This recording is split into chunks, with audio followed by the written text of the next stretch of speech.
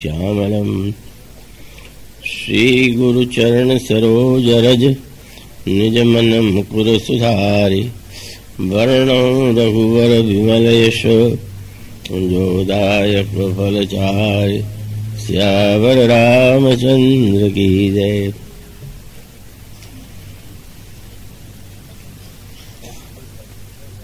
सरिस धर्म नहीं भाई पर पीड़ा सम नहीं अधमाई।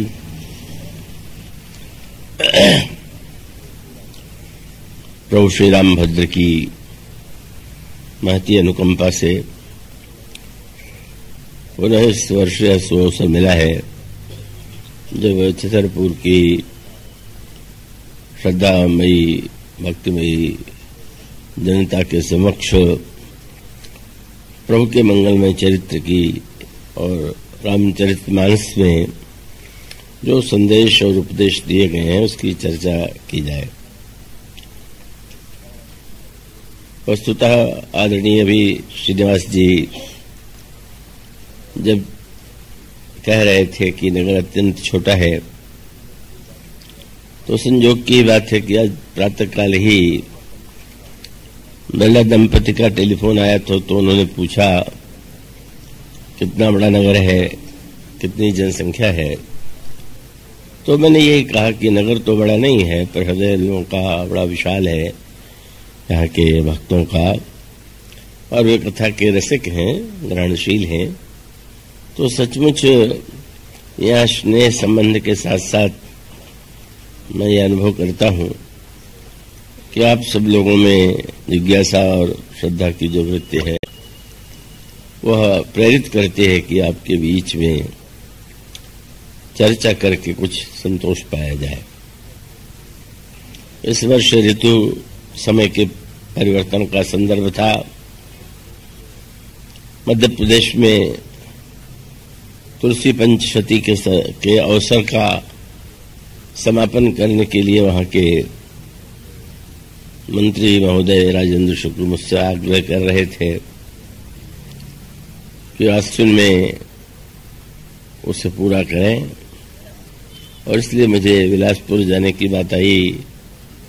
मैंने श्री नारायण भैया और जय भैया से ये पूछा था कि क्या ये समय परिवर्तन आपको उपयुक्त लगेगा।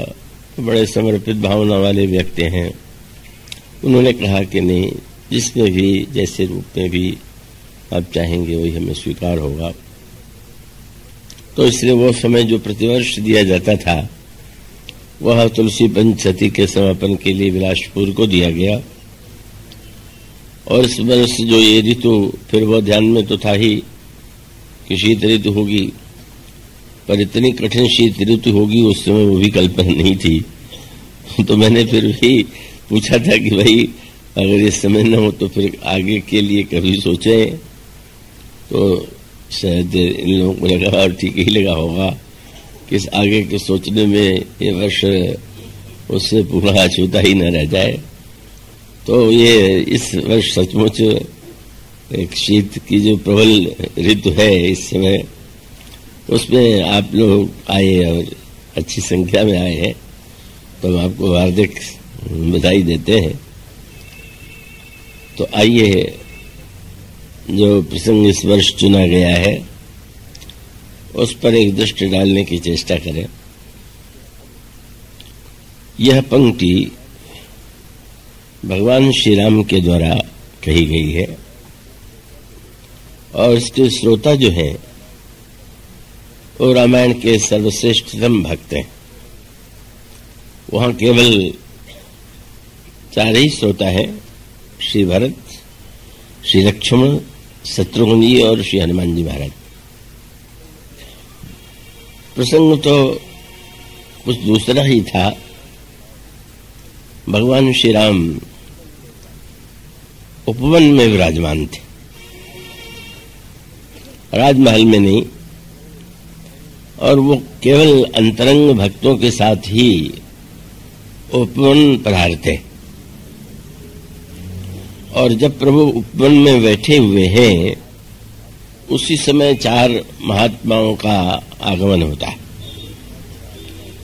और वे चारों महात्मा जो हैं सनक, सनंदन, सनातन और सनत कुमार के रूप में प्रसिद्ध हैं, जिनके लिए मान्यता है कि वे देखने में तो सर्वदा बाल्यावस्था के ही प्रतीत होते हैं, पर वो न कब से अनादिकाल से सृष्टि बनी तब से उनका प्राकट्य हुआ है।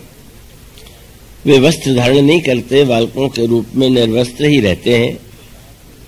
और गोस्वामी जी ने कहा कि ऐसा लगता है कि वो चार बालक नहीं है, मानो मूर्तमान वेद ही चार रूप धारण करके आए हुए।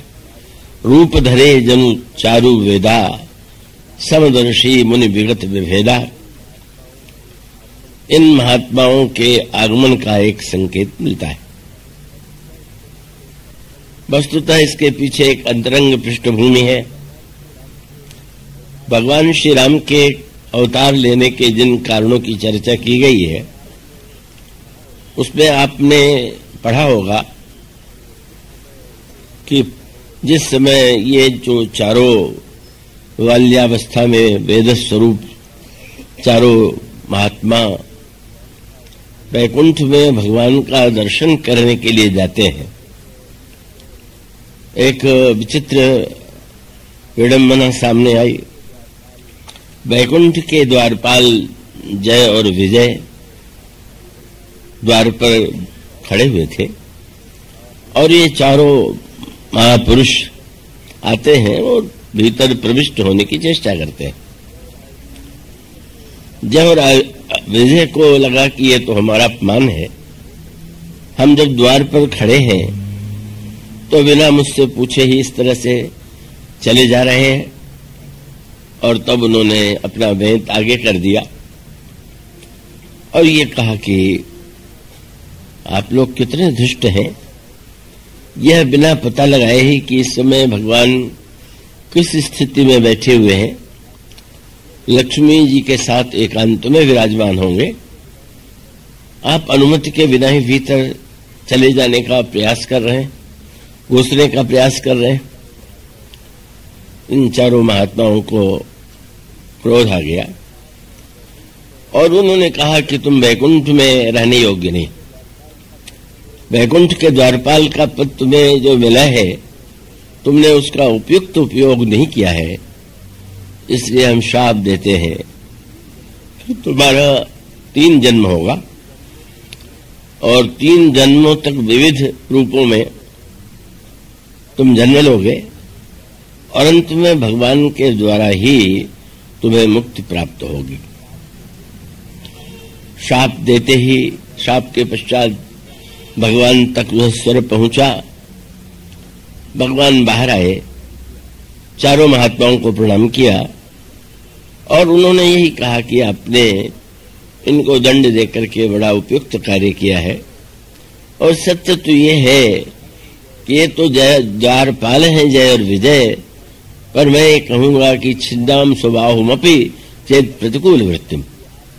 अगर मेरी भुजा भी आपके विरुद्ध कोई अनादर का कार्य करे तो उसको भी मैं काट करके फेंक दूंगा। और भगवान उनसे विनम्रता से भीतर चलने का अनुरोध करते हैं। यही जो भगवान के दोनों द्वारपाल हैं, जय और विजय, 3 काल में 3 युगों में जन्म लेते हैं। सतयुग में इनका जन्म हिरण्यकश्यपु और हिरण्याक्ष के रूप में हुआ। त्रेता में इनका जन्म का रावण और कुंभकर्ण के रूप में हुआ और द्वापर युग में इनका जन्म शिशुपाल और दंतवक्र के रूप में हुआ। और तीनों ही युगों में भगवान ने अवतार लेकर के देखने में इन्हें दंड दिया, पर दंड के साथ साथ भगवान के द्वारा इन्हें मुक्ति प्राप्त हुई। यह पृष्ठभूमि है। भगवान श्री राम से जो उनका यह मिलन है, उसमें एक सांकेतिक तत्व है।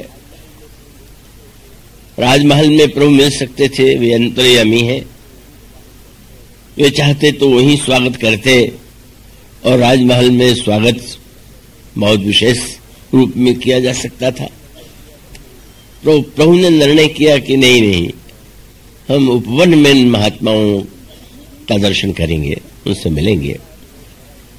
मानो प्रभु का विनोद भरा संकेत ये था कि राजमहल में तो यहां भी द्वारपाल है ही, उनसे फिर से कोई भूल हो और शाप मिले, इससे अच्छा यही होगा कि ऐसे स्थान पर इनसे मिला जाए जहां पर कोई द्वारपाल न हो।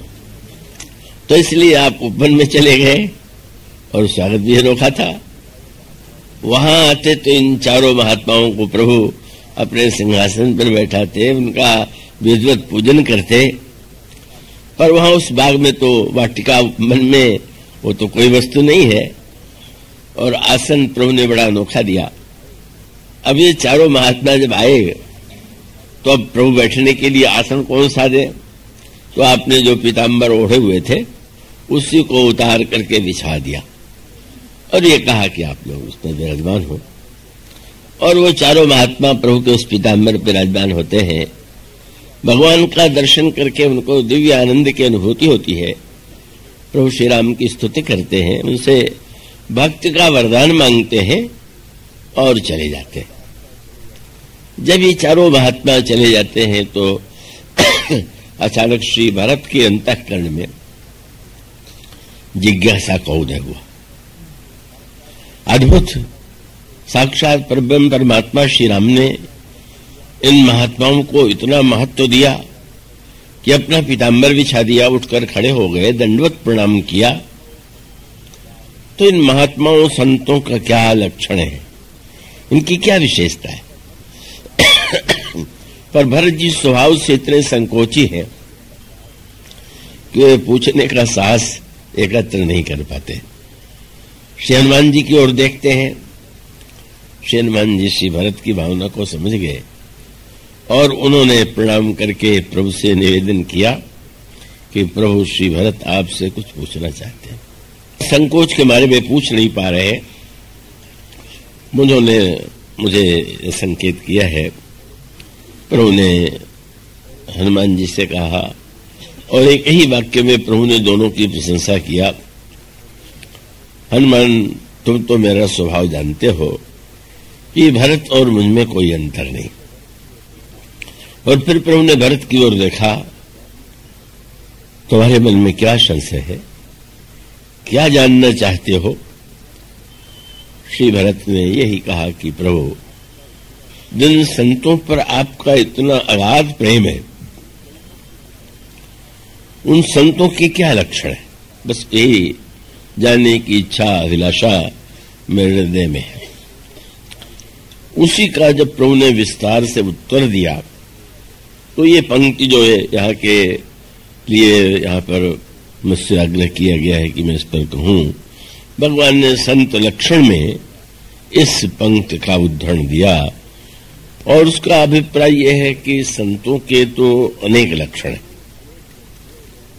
और उन अनेक लक्षणों में भी उन्होंने ये कहा कि अब संत के समस्त लक्षण का वो तो भिन्न भिन्न रूपों में दिखाई देते हैं, पर एक लक्षण ऐसा है कि जो प्रत्येक संत में समान रूप से रहता है और रहना चाहिए। और उस संदर्भ में भगवान ने कहा कि सत्य तो यही है कि संत का लक्षण ये है कि वह निरंतर परहित में संलग्न रहता है। पर उपकार वचन मन काया संत सहज सुभाय खगराया, ये काकभूषण जी ने गरुड़ से कहा था। जो निरंतर केवल परहित को छोड़ करके अन्य किसी कार्य में संलग्न न हो, वही सच्चा संत है।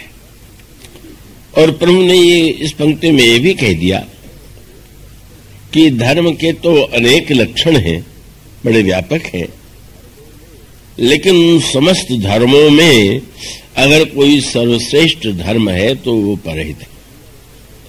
दूसरे को कष्ट देने से बढ़कर के, पीड़ा पहुंचाने से बढ़कर कोई पाप नहीं, और दूसरे का हित करने से बढ़कर के कोई धर्म नहीं है।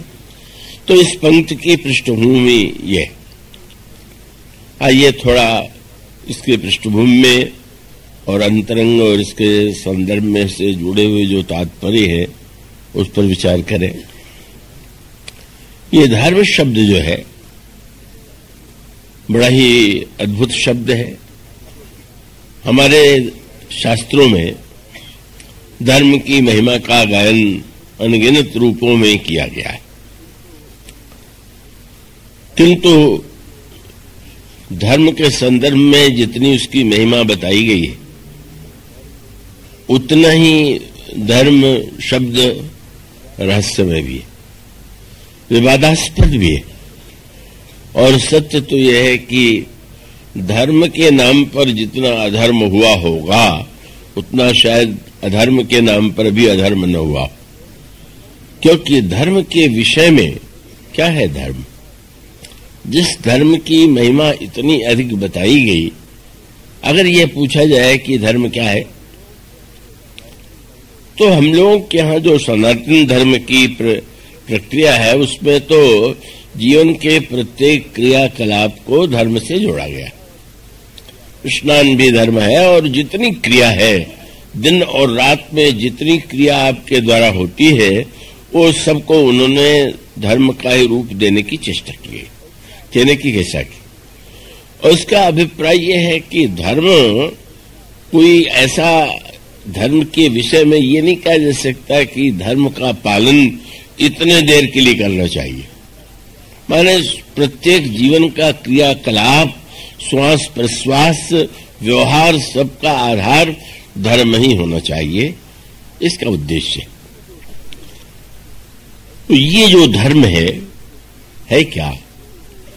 क्योंकि स्मृतियों को उठा करके पढ़ें तो उसमें बड़ी व्यवस्था दी गई है। पुराणों के विविध प्रसंगों में धर्म की अनेक बार व्याख्या की गई है, और रामचरितमानस में भी धर्म की व्याख्या चरित्र के माध्यम से, वाणी के द्वारा, विचार के द्वारा संसार के समक्ष रखने का प्रयास किया गया है। वस्तुतः यह जो धर्म शब्द है, जैसा मैंने आपसे कहा कि बड़ा विवादास्पद है, क्योंकि संसार में कोई व्यक्ति यह तो नहीं कहता अपने मुख से कि मैं अधार्मिक हूं। रामायण का संकेत तो यह है कि रावण भी अपने को परम धार्मिक ही मानता था। और अंगद से जो प्रसंग हमारे श्री उमाशंकर जी सुना रहे हैं, संभवतः अंगद का चरित्र सुना रहे हैं, ऐसा मुझे लगा। तो अंगद के प्रसंग में यह बात आती है कि अंगद ने तो रावण के वाक्यों के जो उत्तर दिए वो बड़े कड़वे थे, बड़े चोट पहुंचाने वाले थे। पर रावण ने कहा कि तुम्हारे शब्दों को सुन करके अगर मैं तुम्हें मृत्युदंड नहीं देता हूं, तो उसका यही कारण है कि मैं तो धर्मात्मा व्यक्ति हूं, मैं नीति और धर्म के विरुद्ध आचरण कर नहीं सकता, और इसलिए नीति धर्म में जानता हूं। तुम दूत हो और दूत को मारना नीति के विरुद्ध है, इसलिए धर्म का पालन करने के लिए ही मैं तुम्हें दंड नहीं दे रहा हूं। इसका अर्थ यही है कि रावण भी ये तो नहीं मानता है। और यूं अगर सच्चाई देखिए तो रावण अपने आप को जितने आप धर्मात्मा मानते हैं, उससे अधिक धर्मात्मा था भी।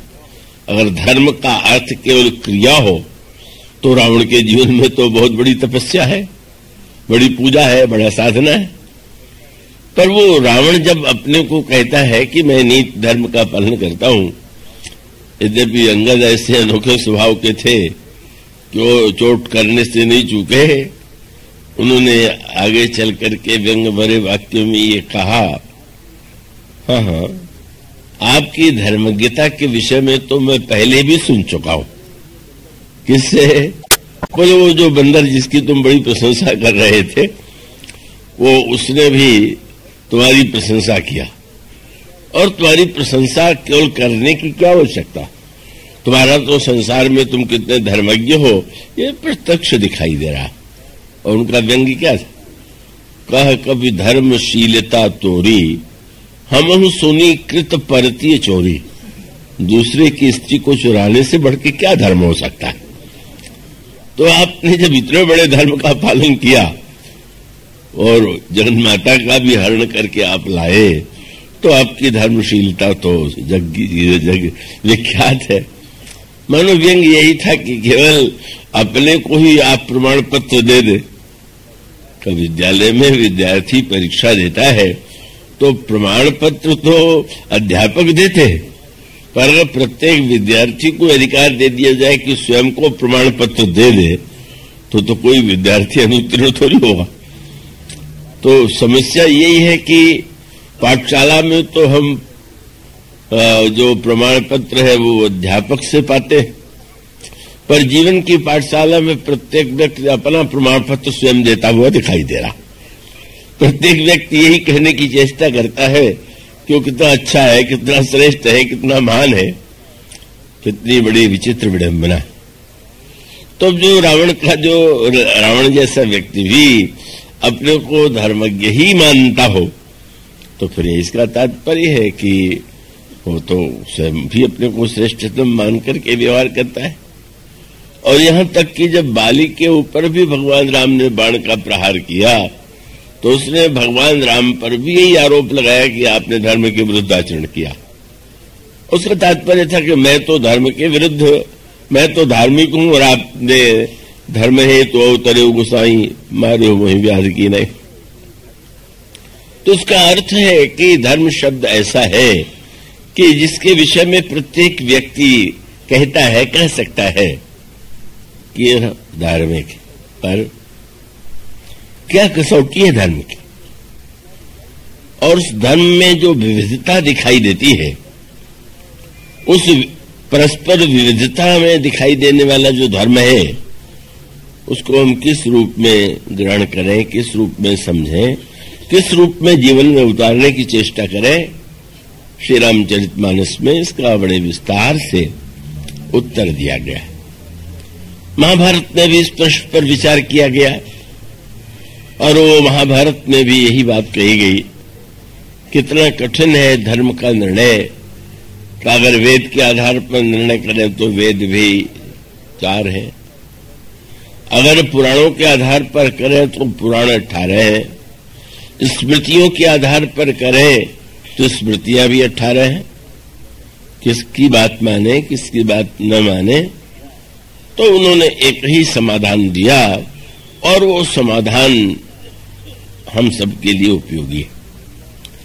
वो श्लोक है सुतर विभिन्ना स्मृतिश्च भिन्ना नैको मुने यस्य वच प्रमाणम तब धर्मस्य तत्वम निहितम गुहायाम। जैसे कोई गुफा में वस्तु हो और वहां बैठ करके उसको खोज पाना कठिन हो, इसी प्रकार से धर्म का तत्व जो है वो तो गुफा में रहस्य रूप में निहित है। तो फिर उपाय क्या हुआ? तो उनका बस उपाय यही है कि धर्मस्य तत्वम निहितम गुहायाम महाजनो येन गतस्य पन्था। तो स्वयं हम महान पुरुषों का अनुगमन करें और उनके जीवन में धर्म की जो स्थिति दिखाई पड़े उसी को अपने जीवन में उतारने का प्रयास करें। यह सूत्र महाभारत में दिया गया। अब ये बात अलग है कि हम सब लोग अपने कोई महाजन मान लें, वो महापुरुष तो हम ही हैं और हमें किसी व्यक्ति विशेष से कुछ समझने सोचने की आवश्यकता नहीं है, तो और बात है। लेकिन देखें, आप भगवान श्री राम से लक्ष्मण जी ने पूछ दिया कि महाराज आपके चरणों में भक्ति कैसे हो। तो भगवान ने धर्म का उपदेश, धर्म सबसे पहले धर्म की बात की, लेकिन बात अनोखी कह दिया कि धर्म का पालन करने से पहले प्रथम विप्र चरण अति प्रीति निज निज धर्म निरत श्रुति रीति। पहले विद्वानों से, श्रेष्ठ पुरुषों से नमन करके प्रश्न करिए कि धर्म क्या है और वे जो बताए उसका जीवन में पालन कीजिए। तो इसका अभिप्राय ये है कि धर्म शब्द जितना महान है उतनी ही धर्म शब्द के साथ समस्याएं जुड़ी हुई, और उस जुड़े हुए संदर्भ में महाजनों येन गतस्य पन्था, महापुरुष ही हमारे लिए परम प्रमाण है। और ऐसी स्थिति में भगवान राम और श्री भरत से बढ़कर के कोई महापुरुष हो ही कौन सकता है। तो अगर उन दोनों के आचरण, उनकी वाणी और उनकी व्याख्या को हम दृष्टिगत रख करके विचार करें तो हम धर्म के तत्व को यत्किंचित समझ करके यदि उसको हम सही रूप में अपने जीवन में लाने का प्रयास करें तो हमारे जीवन की बहुत सी भ्रांतियां दूर हो सकती हैं। तो ये जो धर्म शब्द है, पहले तो इसके मूल अर्थ पर थोड़ा ध्यान दे लेंगे। धर्म शब्द का मूल अर्थ है धारणा धर्म मिथ्या। ध्रिय धारणे धातु से धर्म शब्द बना है और जिसका अभिप्राय है कि जो समाज को, विश्व को, व्यक्ति को धारण करता है वह धर्म है। अब ये शब्द थोड़ा व्यापक हो गया। यह जो धर्म शब्द है, अब अगर देखें तो ये जो परहित सरिस धर्म नहीं भाई कहा गया, उसका एक विशेष कारण है कि धर्म के अन्य जितने रूप हैं उसमें विवाद अवश्य है। अगर निर्विवाद कोई धर्म है तो परहित। धर्म के अन्य जितने भी लक्षण बताए गए हैं वो देश के संदर्भ से, काल के संदर्भ से, व्यक्ति के संदर्भ से बदल जाते हैं। पर यही एक ऐसा भगवान ने कहा कि वो तो ठीक है, अगर धर्म के अनेक लक्षण हैं तो सभी लक्षण, लेकिन परस्पर लक्षणों में कभी अगर सामंजस्य है तो ठीक है, पर परस्पर अगर विरोध की स्थिति आ जाए तो, अब जैसे दृष्टांत दे ले, भगवान श्री राम बन जाते हुए मां कौशल्या के चरणों में नमन करते हैं, विदा लेने के लिए आए हुए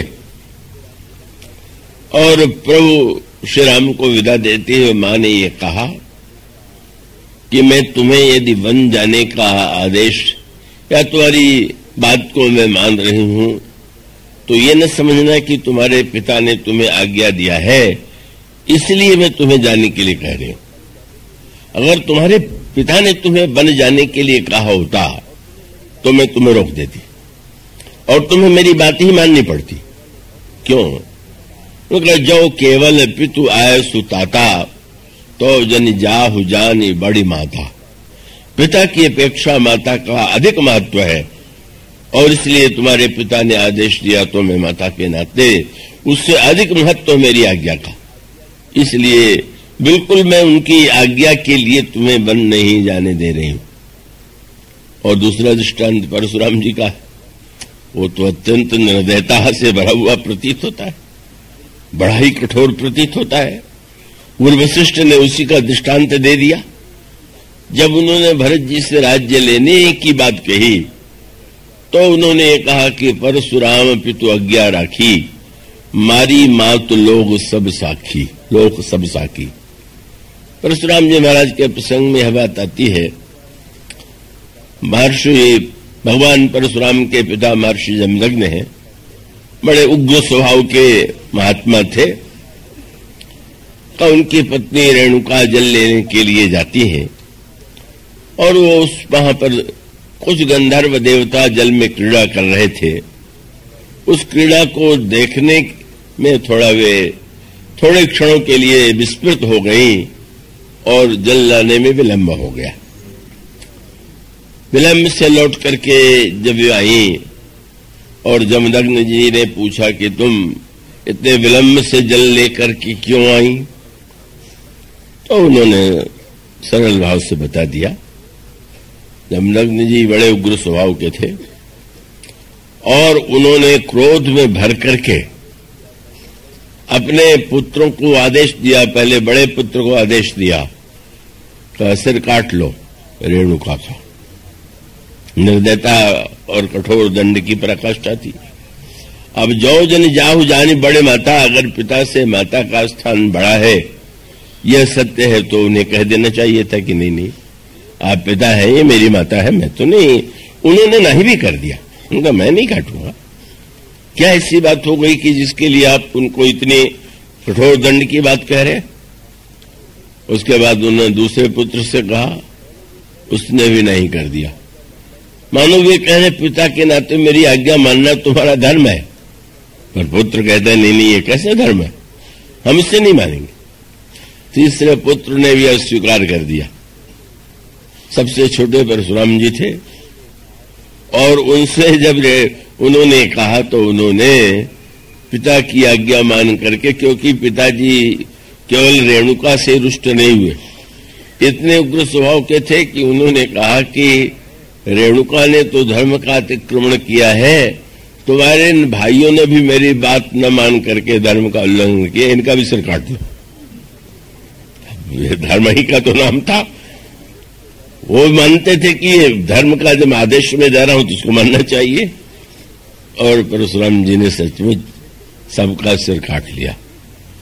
यद्यपि उन्होंने मार्ग दूसरा निकाल ही लिया, लेकिन उस समय उन्होंने पिता की आज्ञा को पालनीय मान करके काट दिया। बड़े प्रसन्न हो गए जमदग्नि जी, और जमदग्नि जी ने कहा कि मैं बड़ा प्रसन्न हूं, तुमने मेरी आज्ञाओं का पालन किया है, तुम कोई वरदान मांगो। तो उन्होंने ये कहा कि ये चारों जीवित हो जाएं। चारों जीवित ही नहीं हुए, परशुराम जी ने ये भी कह दिया कि ये भी वरदान दीजिए कि इनको याद न रहे कि मैंने इनका सिर काटा, नहीं तो बाद में भी उनको ये रोष बना रहेगा कि अरे इसने हमारा सिर काट लिया। ये जो कथाएं बड़ी विलक्षण प्रकार की आती है पुराणों में, तो ये कथाओं का भंडार ही है। और उन कथाओं में ऐसी विलक्षण सी बातें हैं कि जो व्यक्ति के अंतःकरण में बड़ी भ्रांति उत्पन्न कर सकती है। तो स्वाभाविक है कि धर्म को लेकर के जो विविध प्रकार की भगवान राम के समय में जो धर्म की व्याख्या थी और महाभारत काल में जो धर्म की व्याख्या थी, उसमें बड़ी भिन्नता। और स्वयं भगवान श्री राम भी जब धर्म का उपदेश विविध प्रसंगों में देते हैं तो उनका उपदेश एक जैसा नहीं होता। उसका अभिप्राय यह है कि प्रभु यह जानते हैं कि धर्म जो है का उसके संदर्भ में का वो जो महत्व गुरु वशिष्ठ का संकेत आपको मानस में मिलेगा, वो उनके सामने। धर्म की व्याख्या साधारणतया शास्त्रों के माध्यम से की जाती रही है और शास्त्र को ही धर्म की व्याख्या के लिए प्रमाण माना गया। पर वो धर्म की व्याख्या तो शास्त्र से की गई, पर शास्त्र की व्याख्या तो करने वाला व्यक्ति ही तो है, और वो जो व्याख्या करेगा वो व्याख्या अपने ही इच्छा के अनुकूल उसकी व्याख्या कर सकता है। तो ऐसी स्थिति में जब धर्म की व्याख्या को लेकर के यह प्रश्न आता हो तो उसका एक सूत्र गुरु वशिष्ठ के जीवन में मिलता है। जब वे चित्रकूट में भाषण देने के लिए खड़े हुए तो गोस्वामी जी कह सकते थे कि वो तो धर्म के आचार्य हैं और उन्होंने धर्म की व्याख्या की है, धर्म के अनुकूल वाणी का प्रयोग किया।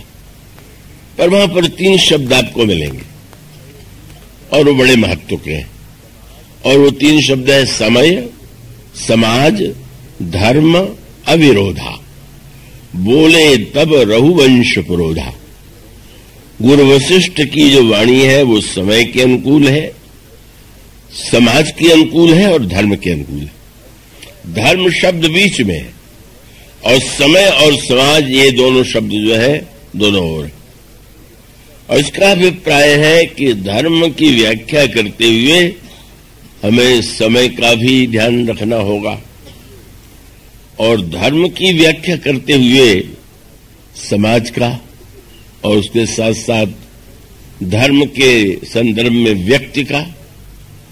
तो ये जो 3 सूत्र है, समय काल का तत्व, समाज का, और दूसरा जो संकेत है जब निधर्म कहते हैं तो मानो व्यक्ति का। तो ये जैसा मैंने कहा कि यह जो धर्म शब्द है जितना प्रचलित है और जिसके आधार पर हम सब लोग अपने आप को धर्मात्मा मानने की भूल कर बैठते हैं, वो शायद हमारे लिए उपयुक्त नहीं, उचित नहीं। हमें तो धर्म के उस व्यापक स्वरूप पर विचार करना है, और इस संदर्भ से अगर आप विचार करेंगे तो समस्त धर्म जो है, अब रामायण में एक महानतम धर्म की व्याख्या की गई कि धर्म जो है, धर्म न दूसर सत्य समाना, सत्य से बढ़कर के कोई धर्म नहीं। अब सत्य से बढ़कर के कोई धर्म नहीं है। सत्य की महिमा का तो सारे शास्त्रों में बार बार प्रतिपादन किया गया, किंतु सत्य के संदर्भ में जो प्रसंग आते हैं उसको लेकर के तो आपको बड़ी भिन्नता दिखाई देगी। क्या है सत्य? सत्य कह देने का अर्थ अगर यह हो कि आप ये कहें कि हाँ मैंने देखा, जो मैंने देखा वही मैं कह रहा हूं और जो मैं कह रहा हूं वही सत्य है, तो बहुत बड़ी भ्रांति की संभावना। इसलिए आप रामायण में अनेक प्रसंगों में देखेंगे कि वो बात जो सत्य के संदर्भ से जोड़ करके कही गई, अंत में वह सूत्र सामने रखना अनिवार्य है। और अनिवार्य क्या है कि सत्य तो धर्म है, पर जिसे लोग सत्य के नाम पर जीवन में स्वीकार कर बैठे हुए हैं, उनका अभिमान है वो सत्यवत्य कुछ नहीं होता। किसी को कड़वा बोलना है तो सत्यवादी बन जाएगा। वो कहते हैं वाह हम तो सत्य बोलते हैं। और ऐसी सत्यवादियों में मंथरा अग्रगण्य थी। मंथरा ने यही कहा कि मैं क्या करूं, मैं तो सच ही बोल सकती हूं, और आपको तो शायद वो लोग बड़े अच्छे लगते हैं कि जो बातें बना करके कहते हैं। तो मानो मंथरा की यह मान्यता थी कि जो उसने कहा है वह सत्य है, और सत्य है तो बोलना उसका कर्तव्य है, धर्म है। और उस सत्य के द्वारा जो महानतम अनर्थ हुआ, मंथरा प्रतिपादित जो सत्य था वो सत्य कितना अनोखा था। ऐसा तो नहीं कि मंथरा ने राम का राज्याभिषेक होने वाला था, ये भी सत्य है। महारानी कैकेयी को समाचार अभी तक नहीं मिला था, ये भी सत्य है। माने यूं अगर देखें तो मंथरा ने जो बातें रखी घटनाओं के रूप में बिल्कुल ठीक है। अब उसमें उसने थोड़ा थोड़ा संशोधन कर दिया, ये उसकी कला है। का कला ये है कि उसने जैसे ये तो कहा कि तुम्हें समाचार नहीं दिया गया, तो संदेह उत्पन्न कर दिया कि अगर कोई षड्यंत्र नहीं है तो तुमसे छिपाया क्यों गया। लेकिन अब उसको पुष्ट करने के लिए एक वाक्य जोड़ दिया। अगर ये कह दे कि राम को राज्य देने की तैयारी कल हुई है, तो कैकेयी जी कह सकती हैं कि महाराज स्वयं मुझे समाचार देंगे, और सत्य भी यही था। राज्य की देने की योजना एक ही दिन बनाई गई, और गुरु वशिष्ठ ने जब ये कह दिया कि वेग विलंब न करिए नृप, विलंब करने की आवश्यकता नहीं, कोई भी अच्छा संकल्प आवे तो तुरंत कर लेना चाहिए, तो महाराज को लगा कि तत्काल पूरा। पर मंथरा को लगा कि अगर मैं ये कह दूं कि कल से राम को राज्य देने की योजना है तो प्रभावशाली नहीं होगा, तो उसने केवल एक वाक्य जोड़ दिया, क्या भय पाख दिन सजत समाजू। आज 15वां दिन है, 14 दिन तक तुमसे छिपाया गया। अब और इसका अर्थ हुआ कि अब तो निश्चित रूप से 14 दिन तक छिपाया गया, तो षड्यंत्र अवश्य होगा। कई लोग पूजा करते हैं कैकेयी जी ने श्री राम को 14 वर्ष का वन क्यों मांग दिया। उसका सूत्र ही कि कैकेयी ने निश्चय किया 14 दिन मुझसे छिपाया गया, तो राज्य के स्थान पर राम को 14 वर्ष वन में दे करके मैं उसका दंड दूंगी। इसका अर्थ ये हुआ, इसका तात्पर्य हुआ कि सत्य इतना महानतम धर्म है, और वो सत्य का महानतम उपदेश अपने को सत्यवादिनी मंथरा देती है।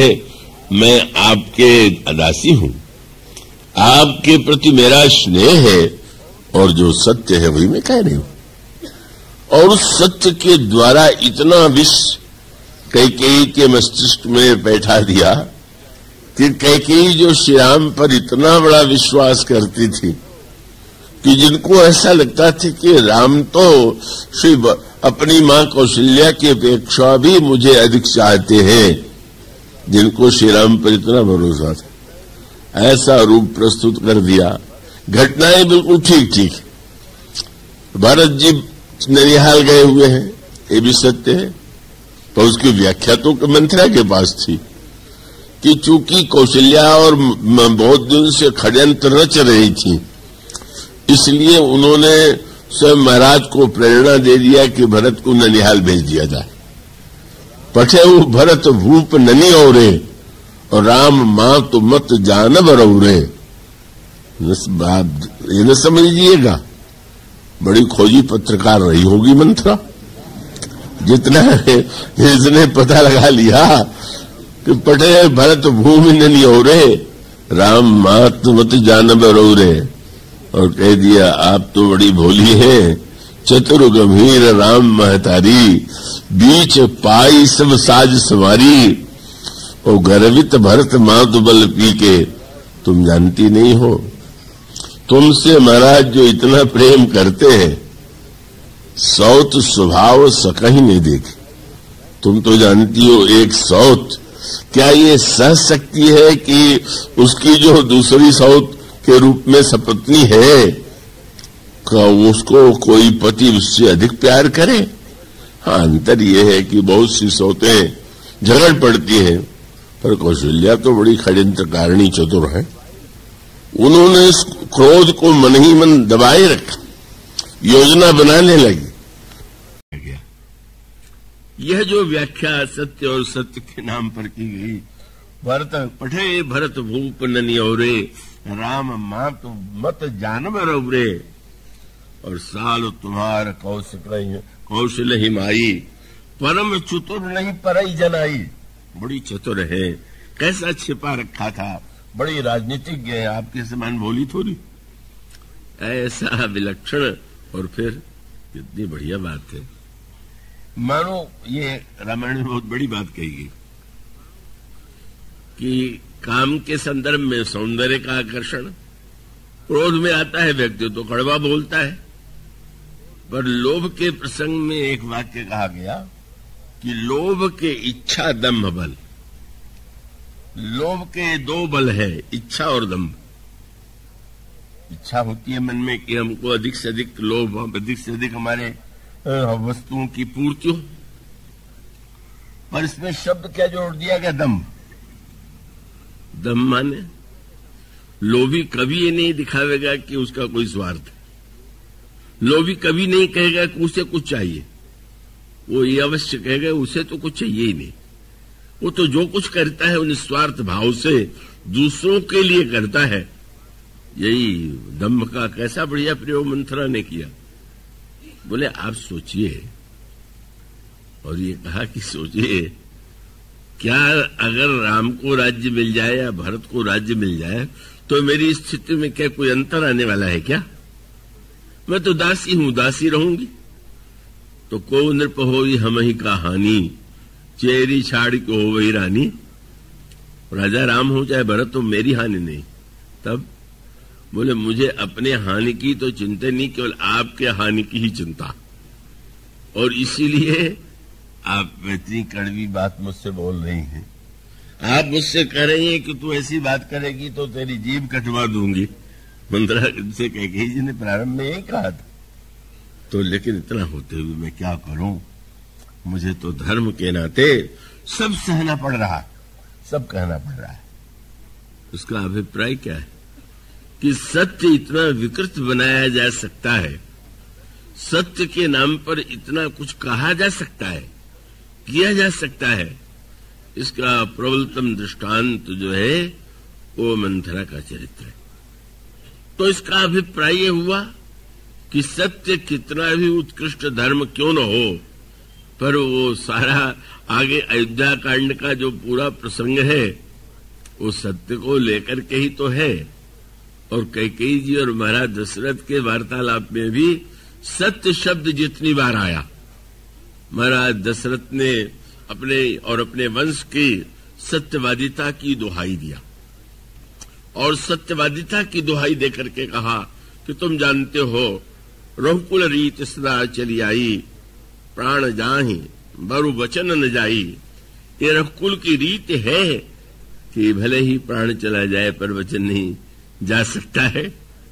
अपने सत्यवादिता की प्रशंसा किया और कई ने भी कहा कि वाह वाह, आप तो है ही महान सत्यवादी। और उसी सत्य का नाम लेकर के ये कहा कि महाराज, जिस सत्य की आप प्रशंसा कर रहे हैं उसकी परीक्षा तो आज है। आप दावा तो कर रहे हैं, परीक्षा क्या है? आपने मुझे वचन दिया था कि तुम्हें 2 वरदान जो तुम चाहोगी वो दूंगा, तो वो अवसर आ गया है। और एक वरदान ये है कि आप पुत्र भरत को राज्य दें, और दूसरा वरदान आप यह दीजिए कि 14 वर्ष के लिए राम तापस वेश विशेष उदासी, 14 वर्ष राम वनवासी। राम 14 वर्ष के लिए बन जाए। पहला के वाक्य सुनकर के तो दशरथ जी कुछ भी दुखी नहीं हुए, उनको सहज लगा, ठीक है। लेकिन जब ये कहा कि 14 वर्ष के लिए राम को बन जाना होगा, तो उनकी दशा इतनी सोचनीय हो गई, इतनी पीड़ामयी हो गई कि वे तो ऐसी स्थिति में जैसे बोला नहीं जा रहा है, प्राणांतक कष्ट हुआ। और तब आप जानते हैं कई ने क्या कहा, महाराज वो जो सत्य की महिमा का भाषण चल रहा था, वो भाषण ही था कि परीक्षा में भी जीवन में भी उसका कोई आधार है। और ये कहा कि आप जो सत्य की महिमा कह करके मुझसे ये कह रहे थे कि जो मांगना हो मांग लो, तो क्या आपको लगता था कि मैं भुना हुआ चना मांगने वाली हूं क्या? सत्य सराय कहो बर देना, जानू मांगी ले चबेना। महाराज, सत्य के नाम पर चबेना तो मांग नहीं सकती थी। मैं मांगूंगी तो कुछ विशेष ही मांग सकती थी। अगर आपको सत्य संद तुम रकुल माही, मोह न बहुत प्रपंच सुहाई। बस एक ही बात है, जो कुछ है सत्य है, सत्य ही आपका नियम है, आपके वंश का नियम है। सत्य को छोड़ के मुझे कुछ अच्छा नहीं लग रहा, और ऐसी स्थिति में आप सत्य की रक्षा कीजिए। तो मानो धर्म की सर्वश्रेष्ठ, जिसको धर्म का सर्वश्रेष्ठ महत्व दिया जा रहा है, धर्म न दूसर सत्य समाना, वो उसी की दुहाई देती है। और वो महाराज दशरथ की कठिनाई यही है कि जिसके लिए एक शब्द कह सकते हैं, शब्द आता है किंग कर्तव्य विमूढ़। कभी कभी व्यक्ति निर्णय नहीं कर पाता है कि क्या ठीक है और क्या नहीं ठीक है, ये धर्म है कि ये धर्म है। तो एक प्रकार की दुविधा का, उस दुविधा की स्थिति में ही उनकी दृष्टि का उनका चरित्र सामने आता है।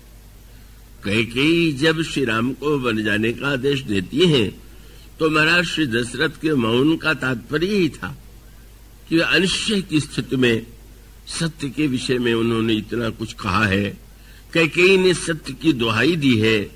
ऐसी स्थिति में क्या मैं इसे नकार दूं, अस्वीकार कर दूं? क्या राम को बन न जाने के लिए कह करके मैं सत्य के रूप में धर्म का अपलाप तो नहीं करूंगी?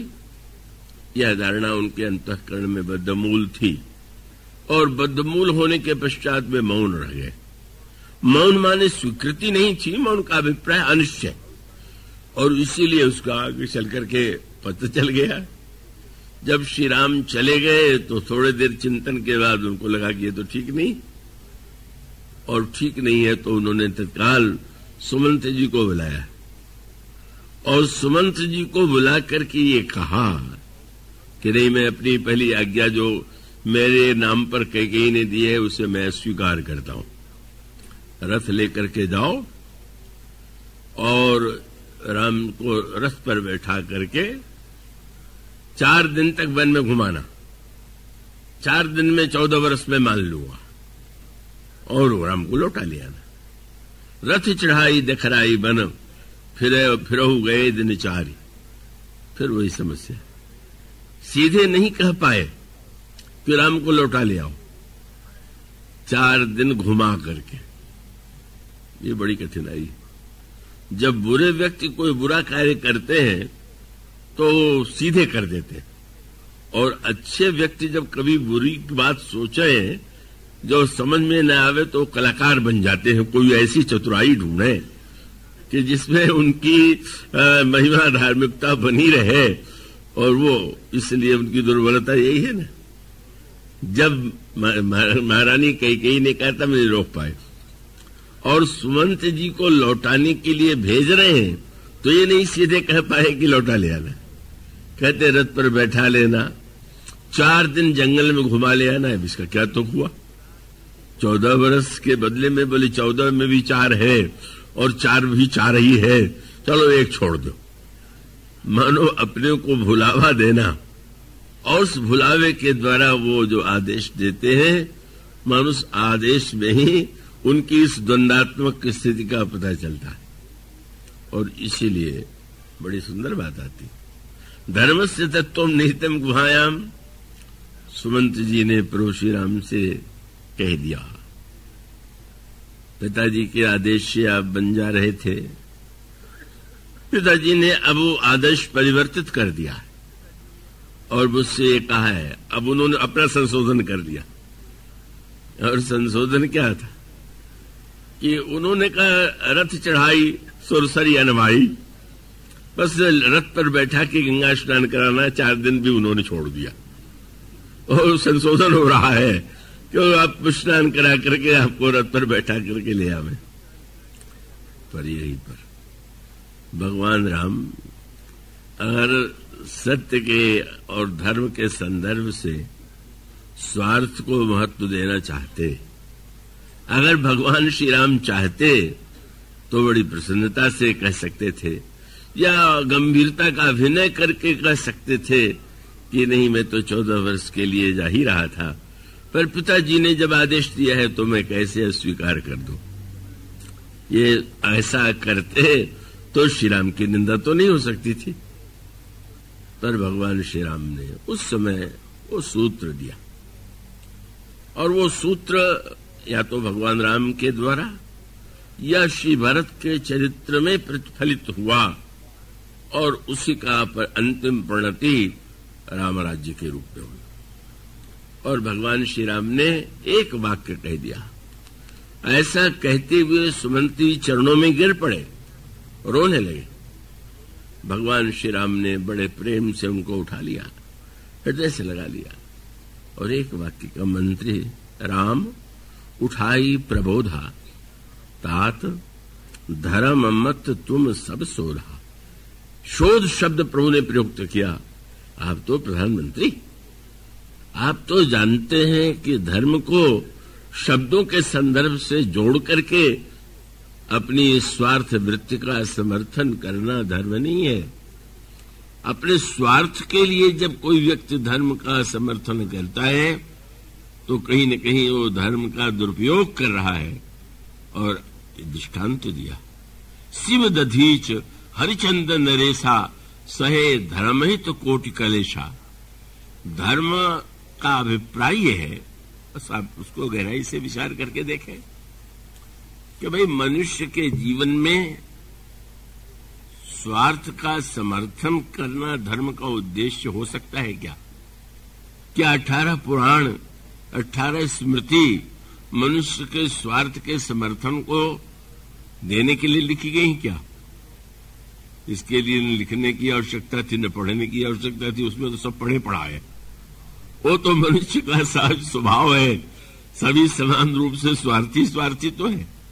तो सूत्र क्या हुआ कि धर्म अगर स्वार्थ की बात करता भी है, ऐसे वाक्य मिलेंगे कि जिसमें लगेगा कि हाँ स्वार्थ का समर्थन है, लेकिन उसका अभिप्राय है कि स्वार्थ और परमार्थ में सामंजस्य कैसे किया जाए, स्वार्थ को परमार्थ की दिशा में मोड़ा कैसे जाए।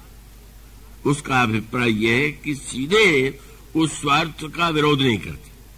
अब आप गीता को उठा के देखें, भगवान कृष्ण जब अर्जुन को लड़ने का उपदेश देते हैं तो प्रारंभ कहां से करते हैं? लड़ो, चिंता छोड़ो, दोनों ओर से लाभ है। क्या बोले? हतो वा प्राप्त से स्वर्गम, मारे जाओगे तो स्वर्ग में जाकर के वहां के आनंद का भोग करना, और अगर तुम जीत गए तो जित्वा वा भोक्ष से महिम, जीत जाओगे तो राजा बन के पृथ्वी का भोग करोगे। लगता है स्वार्थ की ही बात कर रहे हैं, स्वार्थ को बढ़ावा दे रहे हैं। जीने मरने में दोनों में लाभ ही लाभ है। पर यह तो प्रारंभ था। मानो जैसे पहली कक्षा में विद्यार्थी को पहले दिन भेजने के लिए माँ नए कपड़े बनवा दे और मिठाई और चंदन वंदन लगा दे, तो माँ वो रोज नहीं करने वाली। रोज बच्चे को विदा करते समय चंदन अक्षत पूजा नहीं होने वाली। वो तो माँ थोड़े दिन बच्चे को थोड़ा स्वाभाविक रूप से जो प्रिय है उसे देती है और कहती है कि तुम आओगे तो तुम जो चाहोगे वो मंगा देंगे, खिलौना मंगा देंगे। उसका उद्देश्य तो ये है कि इस लोभ से सही बालक अगर पाठशाला में एक बार जाएगा और जाने के बाद धीरे धीरे इसका मन वहां रम जाएगा, लग जाएगा, तो इन वस्तुओं के अपेक्षा कम हो जाएगी, बाद में मिट जाएगी। ठीक इसी प्रकार से शास्त्रों में जो स्वार्थ की बात कही गई, या स्वयं साक्षात भगवान कृष्ण ने ही अर्जुन से जब ये दोनों वाक्य कह दिए तो उसका उद्देश्य वही था। क्योंकि आगे चल करके भगवान फिर स्वर्ग की भी निंदा करते, भगवान का ये भी कह देते हैं कि अरे क्या रखा है, वेद जो है उनसे भी तुमको ऊपर उठना है। कर्मण्येवाधिकारस्ते मा फलेषु कदाचन। मानो क्रमिक रूप से मनुष्य के अंतःकरण में कैसे स्वार्थ की वृत्ति से धीरे धीरे धीरे उठते उठते परमार्थ की स्थिति आ जाए। तो इसलिए मूल तत्व यह हुआ। बस पहली कसौटी यही है जो भगवान श्री राम ने कहा कि मंत्री जी आप धर्म के तत्व पर विचार कीजिए। धर्म का उद्देश्य क्या हो सकता है? धर्म का उपदेश देने की क्या अपेक्षा है? भगवान श्री राम जब यह वाक्य कहते हैं तो प्रभु का संकेत ये था कि व्यक्ति ने आज तक यही किया है कि धर्म का जब भी उसने नाम लिया तो स्वार्थ के लिए लिया। उसने धर्म को न्यायाधीश नहीं बनाया, धर्म को अपना वकील बना लिया। अब देखिए, न्यायाधीश और जज जो होता है, न्यायाधीश और वकील जो होता है, वो कानून की पुस्तक तो एक ही होती और व्याख्या दोनों दब करेंगे, दोनों ओर के वकील तो कानून का उदाहरण देंगे, पर निर्णायक जो है वो न्यायाधीश क्यों माना जाता है कि एक व्यक्ति पहले से अपने निर्णय कर चुका है कि इस अपने मुवक्किल के पक्ष में या जिसके पक्ष में वो खड़ा है उसकी बात का समर्थन करना, उसके विरोधी को भी यही कार्य करना है। न्यायाधीश जो है वो मध्यस्थ होकर के निर्णय करता है कि नहीं, इसमें वस्तुतः न्याय के अनुकूल क्या है। तो इसका अभिप्राय है कि अगर हम केवल स्वार्थ के समर्थन के लिए ही बार बार धर्म शब्द का प्रयोग करते रहें तो ये तो कोई लाभ होने वाली बात नहीं। उसके द्वारा तो व्यक्ति जो है जीत भी सकता है, हार भी सकता है संसार के न्यायालय में, लेकिन इसमें कोई संदेह नहीं है कि यह तो अनोखी बात आप पाएंगे। आप देखें, भगवान श्री राम पशु वाटिका में जाते हैं और जाने के बाद जब उन्होंने जनकनंदिनी सीता की सुंदरता को देखा तो श्री राम को लगा कि आज तो मेरे मन में जैसे भावों का उदय हुआ पहले कभी नहीं हुआ था। भगवान श्री राम जो है अनुभव करते हैं कि उनके स्वभाव और मन की जो परंपरा थी आज उससे विरुद्ध उनका आचरण दिखाई दे रहा। और तब आप क्या पाते हैं?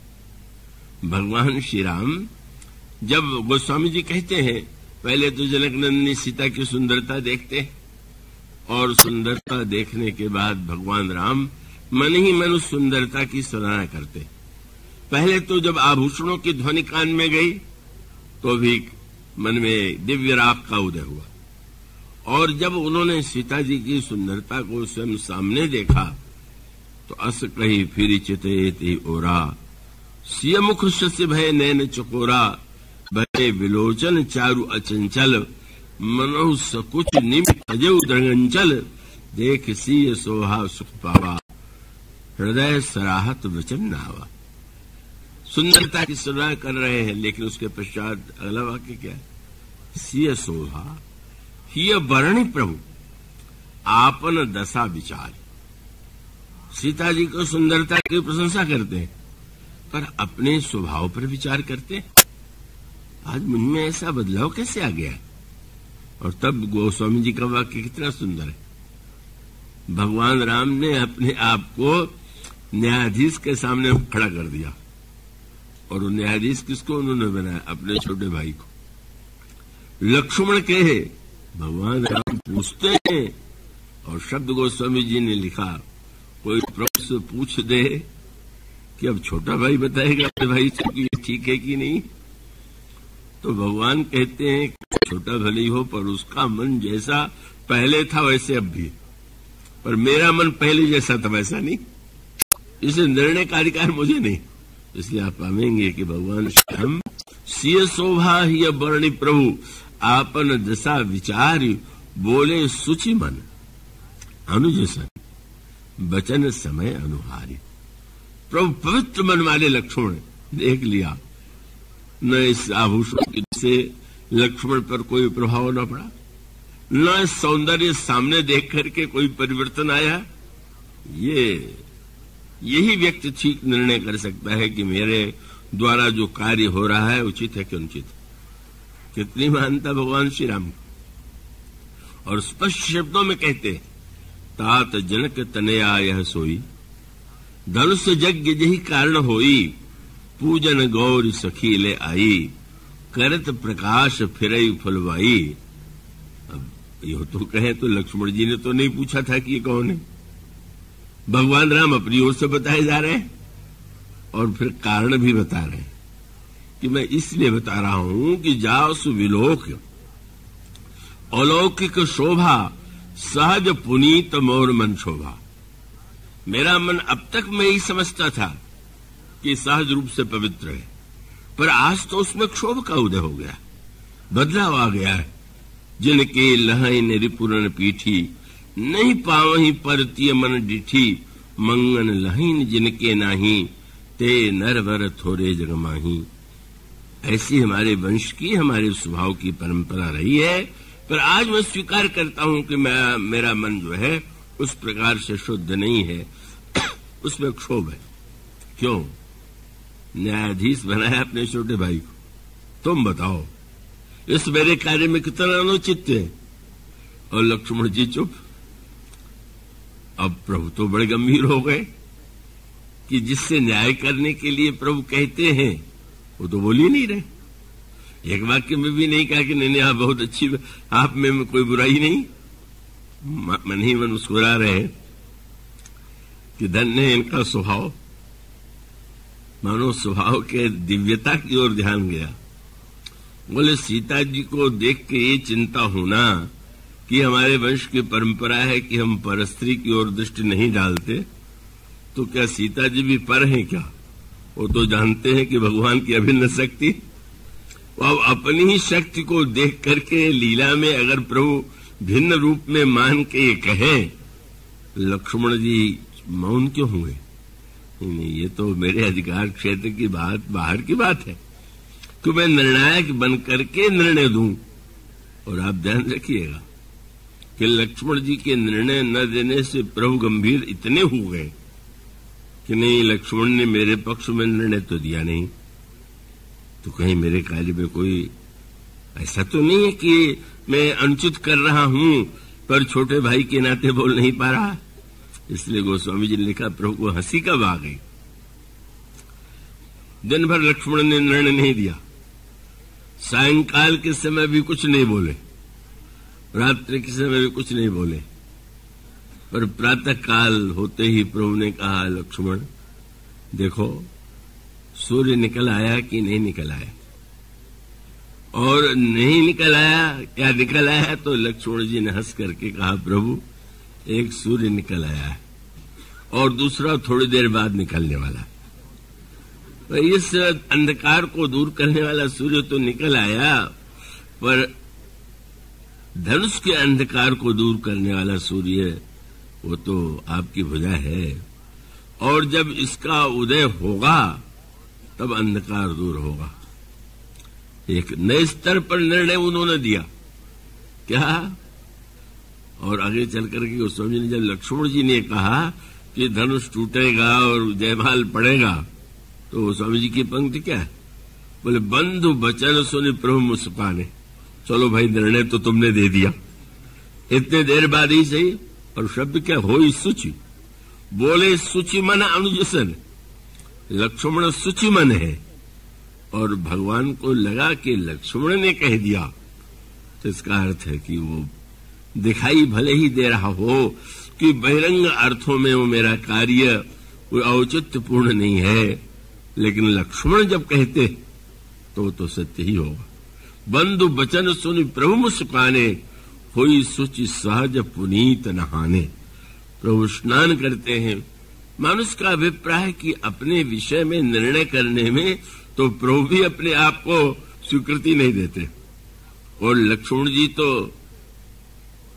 ऐसे निर्णायक है कि उसके पश्चात थोड़े देर बाद जब आप बैठे हैं तो सुमन वहां से पधार गए। सदानंद जी, महाराज आप लोग यज्ञ भूमि में पधारिए। तो विश्वामित्र जी ने श्री राम से कहा कि राम सिंह स्वयंवर देखिए जाई, इस काहिदो दे बढ़ाई। चल करके सीता जी का स्वयंवर देखना चाहिए, पता नहीं ईश्वर किसको बढ़ाई दे दे। जानते हुए भी यही कह दिया, ईश्वर न जाने किसको बढ़ाई दे दे। लक्ष्मण जी को लगा कि ये घोषणा तो अच्छी नहीं, चलते इस समय संदेह की बात कि ईश्वर पता नहीं किसको बढ़ाई देगा। तो आपने तुरंत कहा कि महाराज इसमें ईश्वर किसको बढ़ाई देगा। महाराज बस लक्ष्मण जी ने कहा कि आपका जिसको आशीर्वाद देते हैं वही तो सफल होगा। जब यह वाणी लक्ष्मण के द्वारा जो छोटे और गुरु विश्वामित्र के द्वारा समर्थित होती है, तब कहीं जाकर के भगवान राम को यह प्रतीत होता है तो उनका कार्य धर्म संगत है। मानो धर्म शब्द और उसको लेकर के मनुष्य ने अपने आप को बहुधा भ्रांति में डाला है। अपने स्वार्थ या अपनी वासना का ही समर्थन करते हुए वो धर्म की बात कहता रहा है। मैं उस संस्मरण को भूल ही नहीं पाता। जब मेरी अवस्था बिल्कुल छोटी 19-20 वर्ष का कथा मैं पहले प्रारंभ किया था, तो जबलपुर के एक वयोवृद्ध सज्जन कहने लगे कि घर पर मेरी कथा एक दिन हो जाए। मैंने स्वीकार किया, और जब मैंने उनसे पूछा कि कौन प्रसंग पर सुनना चाहेंगे, तो उन्होंने कहा बस रामायण का दोहा कि अनुचित उचित विचार तजी, जे पाले ही पितु बहन, ते भाजन सुख सियस के बसही अमरपुर ऐन। उचित अनुचित का विचार छोड़ करके जो पिता की आज्ञा मानता है उसको यश और स्वर्ग मिलता है। जैसा भी उस समय संभव रहा होगा, मैंने कहा होगा।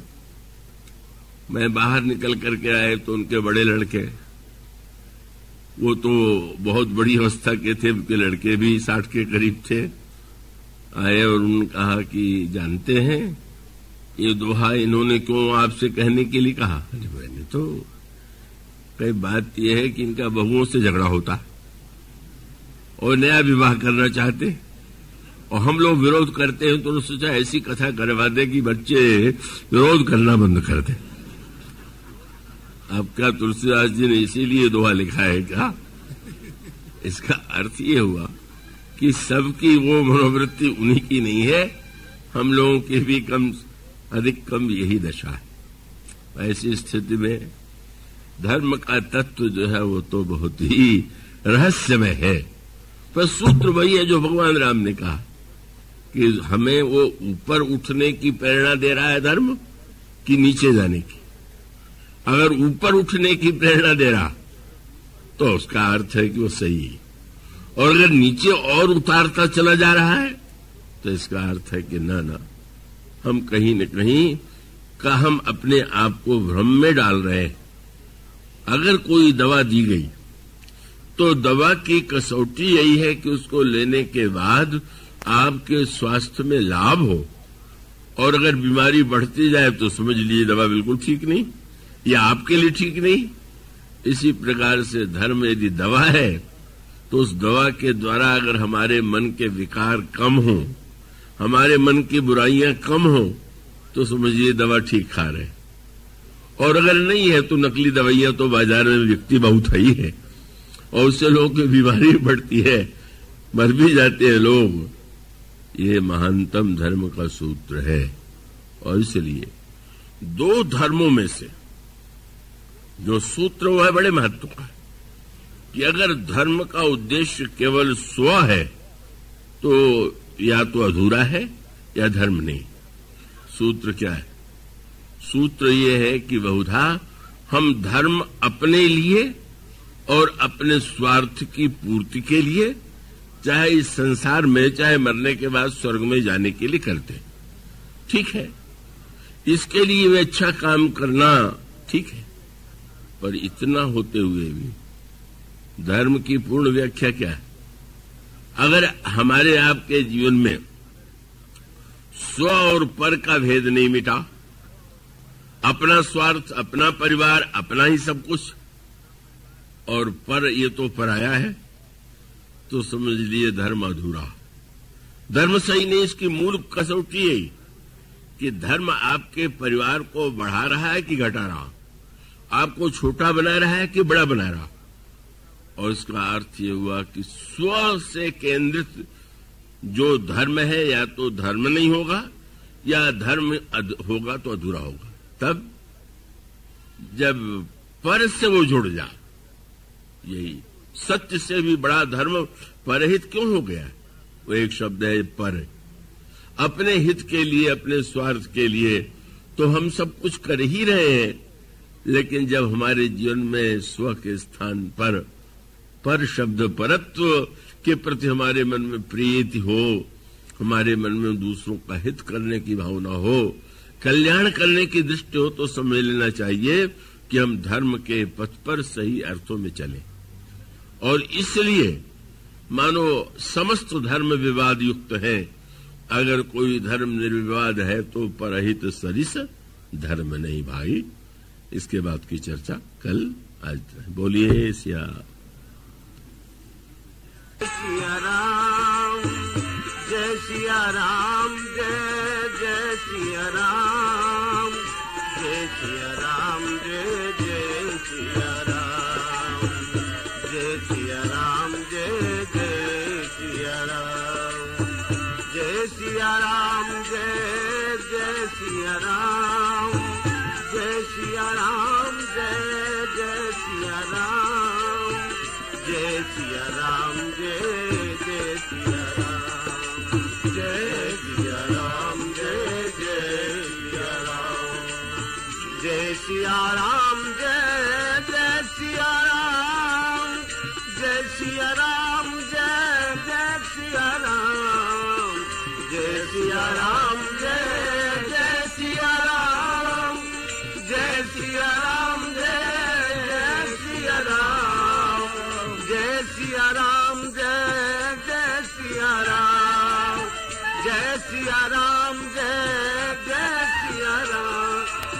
जय सिया राम, जय सिया राम, जय जय सिया राम, जय सिया राम, जय जय सिया राम,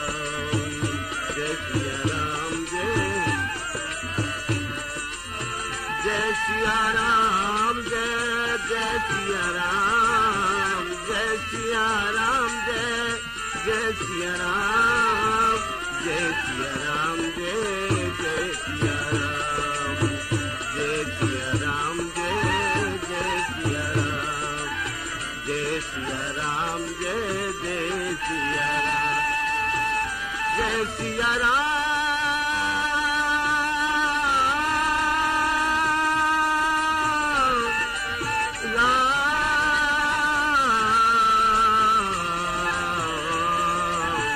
जय सिया राम, जय जय सिया राम, जय सिया राम, जय जय सिया राम, जय सिया राम, जय जय सिया राम, जय सिया राम, जय जय सिया राम, जय सिया राम, जय जय सिया राम, जय सिया राम, जय जय सिया राम, जय सिया राम, जय जय सिया राम, बोलो जय सिया राम, जय जय सिया राम, जय सिया राम,